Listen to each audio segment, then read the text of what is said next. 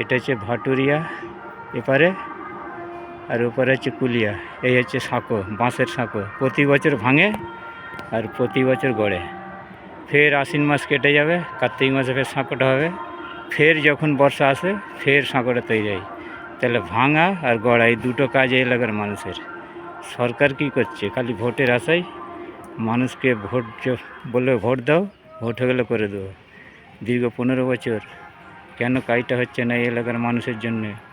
এলাকার মানুষরা খুব কষ্টের মধ্যে জীবনযাপন কাটাচ্ছে।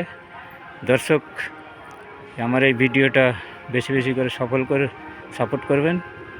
আশা করি যদি বামফ্রন্ট সরকার থাকতো এ সাঁকো এতদিন কিন্তু রুখে থাকতো না, হয়ে যেত অবশ্যই। সমস্ত বামপন্থীদের অবদান আছে বাংলার, কিন্তু আজকে এই এলাকার মানুষের কথা কে বলবে?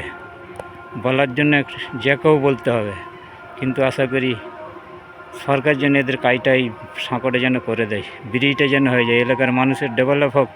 সরকার সারা পশ্চিমবাংলার কাজ বাকি রেখে আগে এই এলাকার মানুষের কাজটা করুক, আমি আশা করি, আশাবাদী।